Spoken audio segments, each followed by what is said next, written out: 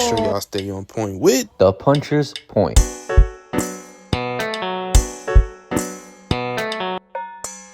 What is good, y'all? Welcome back to The Puncher's Point.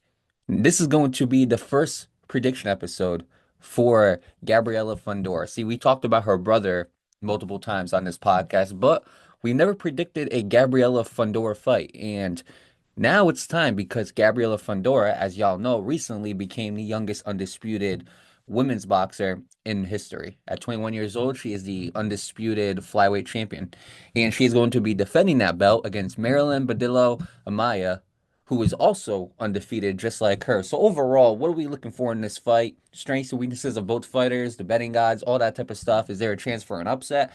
Let's all find that out in this episode. We're going to start off with the champ, Gabriela Fundora, the sister of Sebastian Fundora. If you ask me, I think the Fundora siblings are doing very well in boxing right now. One's a unified champion at 154. The other one is an undisputed champion at flyweight. So, with that being said, let's get to Gabriela Fundora. Just like her brother, she's pretty tall compared to a lot of these women that she faced. She's 5'9", which is pretty tall for especially the flyweight division. Obviously, her brother being 6'6". Obviously, height runs in the family. But overall, besides that, what are the strengths for Gabriela Fundora? Well, I will say this, Gabriela Fundora, before we get to even any of the actual physical strengths, overall, amateur-wise, she had a very, very good amateur background. I mean, she was 14-2, and she fought some decent opponents when it came down to the amateur. She lost to one woman. Her name was Sarah Garrison.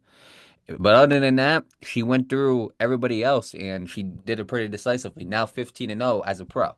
So with that being said, let's get to the physical attributes. I will say for me, the first strength for Gabriela Fundora is her jab. She has a very, very nice jab, just like her brother. Her brother uses it a lot less, although he's been using it a lot more in recent fights. But with her, she uses that jab a lot, and she uses that jab just like her brother to set up some punches, set up some combos. And I feel like that is a big strength for Gabriela Fundora. Just like her brother, she's very relentless as well. The left straight for me is a big tool in this fight. You see, the thing is about Gabriela Fundora, she loves that left straight. To me, that is the punch that basically fuels the whole combo. It's the punch that sets up all the dangerous attacks that she puts onto her opponents. She loves the counter left, especially when opponents are trying to attack her. She loves the counter left. So for me, I will say her left in general is a big tool when it comes to a lot of her fights, and it's a tool that has set her up pretty well and has made her a undisputed champion. The other punch I really like from her is the right hook. That right hook is dangerous, and she doesn't throw it as much as the left, but when that right hook connects, it's a problem. And I really do like that right hook because to me, that is what's going to be the knockout punch. Obviously, she can go low, she can go high, she can go to the body, she can hit you with uppercuts, she can do everything like her brother, but the right hook specifically is a big punch for Gabriela Fundora. She's very sneaky when it comes to the body. She's patient on the inside. So what I mean by that is Gabriela Fundora, she's a very, very patient fighter. She's a very patient fighter. She loves to pick her shots. She's not that type of fighter to charge. See, her brother is a charge first fighter. Her brother has an insane punch output. Not that she doesn't, but the thing is with Gabriela Fundora, she's very patient when it comes to her shot. She waits. She waits and she picks and she chooses. And when she chooses, she rarely ever misses. So I will say her being patient on the inside is definitely another strength for her. She has relentless power. I mean, here's the thing about Gabriela Fundora. 15-0 with 7 knockouts. And in her last fights, and I believe it was her last 4 fights that she's had, where you could argue that she's fought her toughest competition. She beat Gabriela Alaniz, who was 15-1 by TKO. She beat Christina Cruz, who was undefeated by TKO. She had a decision win against Aseno who was 16-3.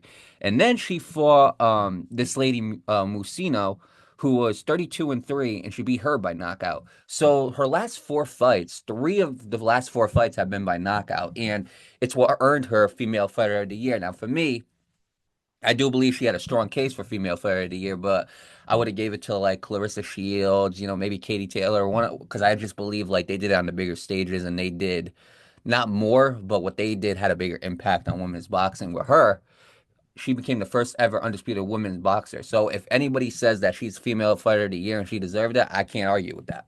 But overall, what made her female fighter of the year is not only her becoming the youngest undisputed women's champion, but how she did it. So I really got to give her credit on that. And then last but not least, she has great stamina. See, the thing is about Gabriela Fundora, a lot of people are going to basically have a tough time with her because she's able to go those 10 rounds because she's not going to slow down. So if any fighters think that they're just going to take her into the later rounds and dominate her from there, they're sadly mistaken. Gabriela Fundora will fight from round 1 to round 10. For her to not only be able to fight all 10 rounds, but to also have the ability to knock you out within those 10 rounds, that's a dangerous skill for a women's boxer. She has decent head movement, and then last but not least, she can cut the ring. Now, cutting the ring to me is going to be the most important strength, and I'm going to explain why once I get to Marilyn Badillo. So, as far as Fundora, we mentioned all the strengths, but what are the weaknesses? Well, for me, you could slip counters over the jab. You see, whenever she throws that jab, if a fighter, I've seen times, and especially in the Cruz fight, where Cruz was making it a very, very close fight, but she ended up getting TKO'd late in the fight. But what I noticed about Cruz is whenever Fundora would throw, she would always hit her with the jab. She would always sneak the jab over her hand, and it's a tough thing to do against Gabriela Fundora because she has the reach. She is 5'9", but if you can manage to counter over her jab, you have a really good chance of landing. The other weakness that I've noticed that Gabriela Fundora has is straight hands to the inside. Here's the thing, the straight is important for somebody like Gabriela Fundora, even though she has the bigger reach. If you can land those straights to the body on the inside, you can sneak in there. And it's kind of a similar weakness that her brother has as well. If you can get to the inside, which is very, very hard to do, but if you can get to the inside, you can frustrate Fundora. You can basically make it a tough fight for him, despite both of them like fighting on the inside. You can make it a tough fight if you get to the inside. It's just a matter of, are you going to do it? So with Gabriela Fundora, I feel like that straight hand to the body, if you go, is going to be a good way to get to the inside of Fundora and potentially land some combinations on her. And then last but not least, fighters who can stick and move, she kind of struggles against that. And I've noticed that, especially in the Christina Cruz fight, where she was able to move around a lot, she was able to stick and move. But the problem is, a lot of these fighters who do that, they stick and move. They don't throw combinations. They throw one punch, maybe two, and then they slip out because they're too afraid of what's going to happen after. And to me, you can't be doing that. You have to be able to land those combinations, get a little risky with it.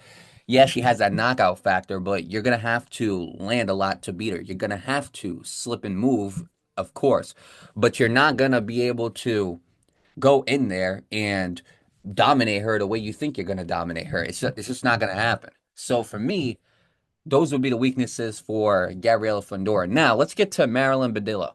As far as Marilyn Badillo, what are her strengths? Well, guess what? Slick movement. She is very, very good at moving around that ring. She almost takes like the matador approach where you see her moving around the ring and she'll stop and she'll do this little move where she'll kind of crouch down. She'll kind of crouch down and she'll kind of like move her head to the side and she'll wait to pick a punch. And she does it very, very well. She has like this matador style where she's waiting for you to come at her and then she'll move right out the way. And she's very good at being elusive. She's very good at making opponents think that they got her trapped. And she'll just use angles. She'll slip. She'll counter. She'll move out the way. And then opponents get very frustrated and they start to struggle. So I will say that is the biggest strength for Marilyn Badillo. She has good hooks. She really relies on those hooks, and those hooks, they're precise as well when she lands them. On top of that, she's good at exchanging on the inside. Now, she does take a lot of punches on the inside that she shouldn't take, but she's also been known to basically take an opponent's best and give out her best. And then usually her best is what ends up being the more dominant factor in that fight. Slick movement, like I said, she takes that matador approach. She's very good with head movement. She's very good at being elusive. She's got very good uppercuts, and especially a counter uppercut. That is one that I think Gabriela Fundora is going to have to watch out for. I mean, she can hit you with hooks, but at the same time, when it comes down to those counters, once she counters you, she really starts relying on those uppercuts, and I think that is going to be a big, big part of this fight as well. She has a very quick burst. See, when she decides that she's going to charge an attack, she does it. She doesn't wait. She has this very, very quick burst where it's like she runs at you. And then once she runs at you, she all of a sudden starts igniting her attacks. And they're very hard to defend. The only problem is, like I say, it doesn't happen in combos, but she will charge and she will attack you, and she is going to frustrate you that way. So she can be the pressure fighter, but she can also be the counter fighter. And those are the toughest fighters to go up against because you don't know whether or not you bring the fight to them or you got to be patient. So that's a good strength for Badillo to have in this fight as well. And then last but not least, she's very good against the ropes, especially when she's going up against certain opponents. See, not many opponents are good against the ropes. A lot of opponents try to avoid the ropes, or when they're in trouble, they'll lean on the ropes and then they'll just take a beating and they'll cover up and try to survive. She's not like that. She purposely goes on the ropes. If you watch any Marilyn Badillo fight, she purposely goes on those ropes, and then when she's on those ropes, that's another trick in her little matador style is she'll go on the ropes and she'll make the opponent believe that they got her trapped. And what will she do? She'll counter, she'll slip out the way, and then overall the opponent is getting frustrated because they realize that they can't trap her. And that is what Marilyn Badillo does so well. She's able to not only counter, but she's able to counter at any point of the ring. Anywhere in the ring, she can counter. Anywhere in the ring, she can slip out of trouble. And anywhere in that ring, she is able to frustrate her opponents and make them look silly. So I will say Marilyn Badillo is no slouch. I will say that right now. With that being said, what are the weaknesses? Well, I'm going to start off with this terrible resume, absolutely horrible resume. And don't get me wrong, Gabriela Fundora does have some questionable names on her resume, some questionable records, but nothing, and I mean nothing, like what Marilyn Badillo has. Now, I will say this. If we look at Marilyn Badillo's resume, she does have one really good opponent on that resume, and this opponent now is the super flyweight champion. And this lady's name that she beat, and it was a very, very tough fight, but she beat her. Ashley Gonzalez. Ashley Gonzalez is the super flyweight champion. She's not undisputed, obviously, but she is the WBC super flyweight champion, and she has a good record, 17-2, never been knocked out with 7 knockouts. And I went and I watched that fight because I was asking myself, well, is it the terrible competition that makes her look so good? And what can she do against Ashley Gonzalez? Ashley Gonzalez gave her a fight. And what I noticed in that fight is some of the weaknesses started to show. See, in the Ashley Gonzalez fight, she had a decent stance, a decent boxing stance, but especially in certain fights, there was a fight where she fought this woman named Garcia who had a 50-50 record. I think the lady was 7-7 or something like that. It wasn't the best record, let's put it that way. And in that fight, she was leaving her hands down a lot. And what happened was she was able to be elusive and slip out the way, but the problem was there were times where she also got caught and she wasn't keeping her guard up. With Ashley Gonzalez, she kept her guard up. And there were times where she would lower her hands, and there were times where she was a little bit more cautious and Ashley Gonzalez was bringing the fight to her. There were times where they were having exchanges on the inside, and even though it seemed like Badillo was the stronger fighter and her punches were more effective, Ashley Gonzalez was landing. So when I went and looked at that fight, I realized that if you can get the right opponent to frustrate Badillo, you can make it a very tough fight. And like I said, it goes back to the terrible resume. You're not fighting anybody great. Besides Ashley Gonzalez, who was ranked 4 stars out of 5 on BoxRec, a lot of the opponents that she fought, they weren't even past 2 stars. So overall, Gabriela Fundora is going to be a massive challenge compared to all of the opponents that she's fought put together, especially Ashley Gonzalez.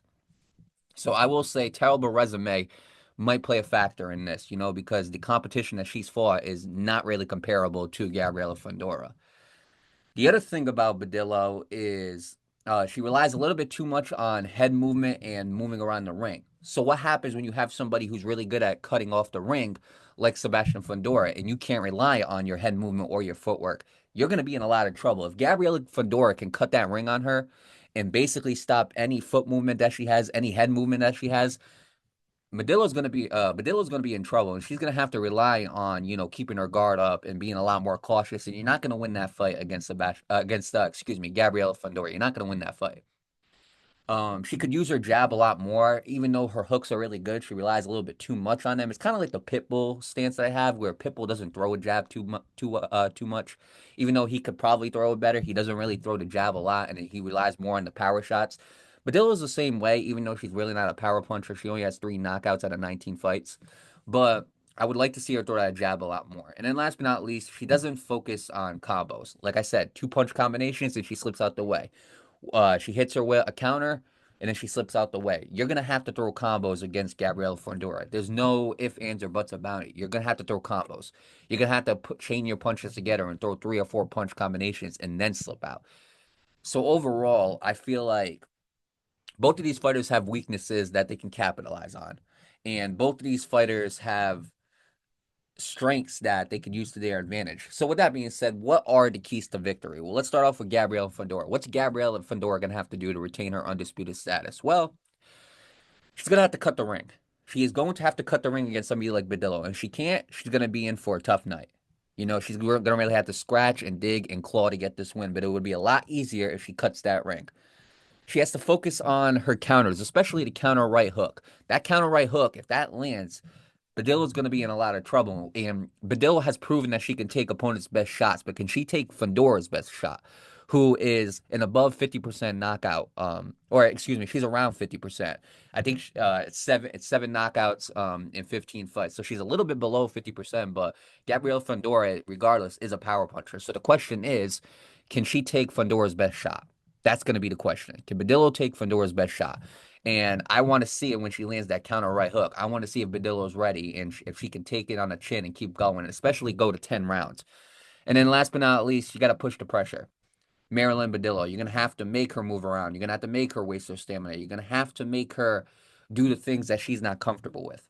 Now, as far as Marilyn Badillo, what are her keys to victory if she has any to win this fight? Well, I'm gonna say this right now: Marilyn Badillo has a chance to win this fight. I should say. Obviously, the odds are going to be heavily in Fundora's corner, but she has a good chance to win this fight if she sticks with these keys. I would say use your straights to get into the inside. Like I said, that's the best way you're going to get into the inside against Gabriela Fundora. Move around the ring. This is going to be a battle of, is Gabriela Fundora going to cut the ring off on her, or is Marilyn Badillo's foot movement and her running and her moving around the ring, is that going to be a tool that is going to frustrate Gabriela Fundora? It's all about what can happen.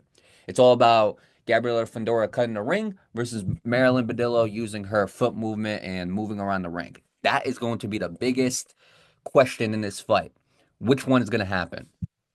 And then for me, I would also say you have to, I would say, don't lay on the ropes. As much as Badillo really does rely, kind of lean on those ropes and uses them to counter opponents, I don't think you're going to be able to do much of that against Gabriela Fundora. So I would say stay off the ropes, especially when she's trying to cut the ring off on you.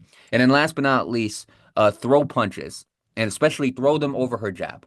You have to throw those punches over her jab. If you can do that, then you got a really good counter that you can rely on in this fight. So with that being said, we go to the betting odds. And when I look at the betting odds for this fight between Gabriela Fundora and Marilyn Badillo, according to DraftKings, the betting odds are Gabriela Fundora at minus 2,500, while Marilyn Badillo is at plus 1,100. They expect this fight to go over 8.5 rounds. And the most likely outcome is going to be Gabriela Fundora by knockout, with the least likely outcome being Marilyn Badillo by knockout. So with that being said, who do I have winning this fight? What do I see happening? Well, I'm going to be honest with y'all. It's going to be really tough for her to beat Gabriela Fundora. I do think she has a chance. And I could see a knockout happening, especially after those 8.5 rounds. I could see it. But I could also see this going to decision, being a split decision. You see, I can see Badillo taking her best shot. I can really see it happen. Maybe I can see the ref stopping the fight, but I can also see Badillo taking her best shot and moving forward. So with that being said, if you ask me what do I think, who do I have winning this fight, despite the poor resume, she's been in the ring with a world champion. You know, and she proved that against that world champion, she can give her a fight, even though she's not Fundora. I'm going to go Gabriela Fundora by a very narrow unanimous decision. I think Gabriela Fundora is going to go in there, and I think that, in my opinion, I think Gabriela Fundora is going to cut the ring off on her a lot more than what any opponent has done. But I also think that Badillo is going to have her moments of moving around the ring and basically luring Gabriela Fundora in with combos. I think she's going to start using those tools, those keys that I just said, to basically counterpunch Fundora. I think that she is going to try to make Fundora lose her stamina, but she realizes it's not going to work. but I do think we're going to see a lot of movement by Badillo. I think you're going to see the best fight from Badillo. But at the end of the day, I think Gabriela Fundora, I just think she's too experienced, too well rounded, and I think this is going to be like a 7 rounds to 3, 6 rounds to 4 win for Gabriela Fundora, and she's going to retain her undisputed flyweight championship. But with that being said, regardless, we're in for a good fight, guys. We are in for a very, very good fight between Marilyn Badillo Amaya versus Gabriela Fundora. This fight is going to be on April 19th. It's going to be taking place in the Front Wave Arena. And overall, I can't wait. Honestly, I can't wait. Gabrielle Fundora is one of the best female women fighters today. And I do believe that she is arguably a pound for pound #1 women's fighter today. It's arguable. Obviously, you have Clarissa Shields on the top of that list. You got Amanda Serrano and Katie Taylor battling it out. But Gabrielle Fundora is in that picture.